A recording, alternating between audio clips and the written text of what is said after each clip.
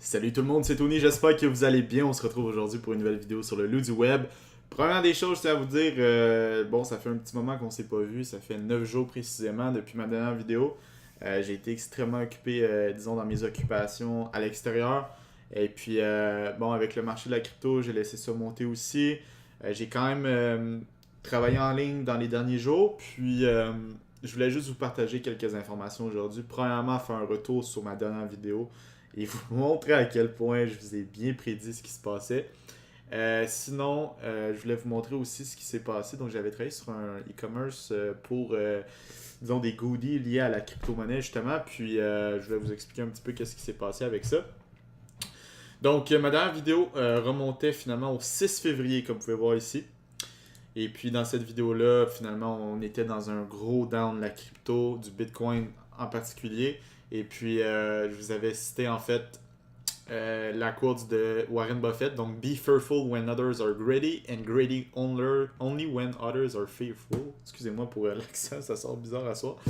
Et puis, donc, j'avais calé que c'était le meilleur timing pour racheter concrètement avec cette vidéo-là. Vous irez revoir pour ceux qui ne l'avaient pas vu.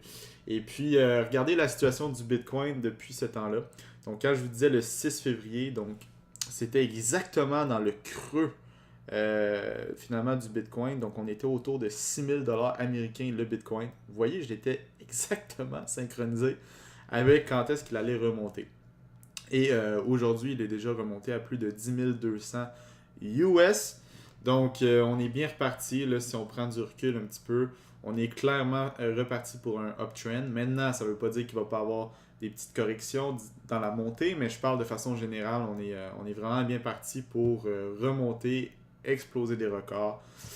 Encore une fois, cette année avec le Bitcoin. Je pense quand même qu'il va y avoir une moins grosse, disons, hausse en termes de pourcentage que l'année 2017. Mais je ne serais pas surpris non plus de le voir entre 50 et 80 000 US le Bitcoin cette année. Donc c'est encore un excellent timing pour rentrer dans le marché. Personnellement, j'attendrais peut-être, comme je vous dis, une petite correction. Je ne serais pas surpris qu'il y en ait une petite dernière avant de repartir en hauteur. Donc, bref, je voulais juste faire un retour là-dessus pour vous donner des informations. Je sais qu'il y en a qui suivent juste la crypto à partir, disons, de mes vidéos, qui ne savent pas trop encore comment ça fonctionne. Sachez que vous avez manqué une belle opportunité de faire un bon pourcentage, disons, avec vos bitcoins. Donc, exemple, vous auriez investi 6 000 $ américains. Pour faire un calcul simple, vous seriez à 10 000 américains. Donc, 4 000 US de profit en même pas 2 semaines.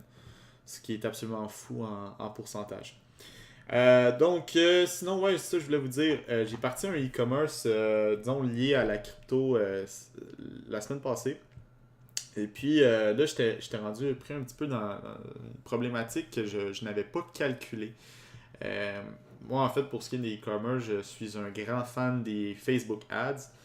J'avais entendu parler comme quoi il y avait des restrictions, disons, Facebook avec la crypto-monnaie maintenant. Donc, ça s'est passé au mois de janvier en plus. Il y a eu une censure de Facebook pour toutes les posts liés à la crypto-monnaie. Ce que je ne savais pas, par contre, c'était que même un goodie, un t-shirt de Bitcoin, de quoi que ce soit, pouvait être censuré par Facebook. Je pensais que c'était un humain qui classait finalement les Facebook Ads de crypto qui étaient non autorisés versus les autorisés. Puis apparemment, il n'y a aucun moyen de bypass le système pour maintenant.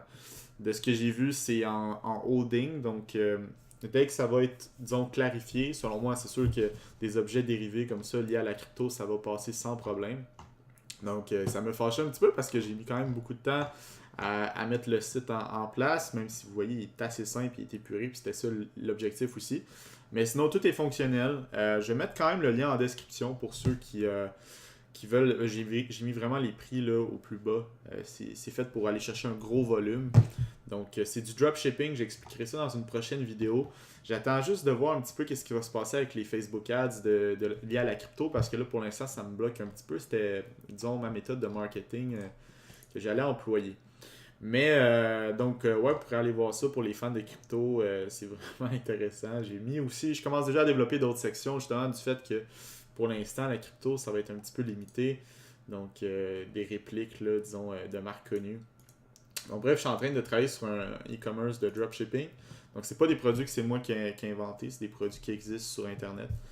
Disons, je suis un intermédiaire publicitaire, tout simplement.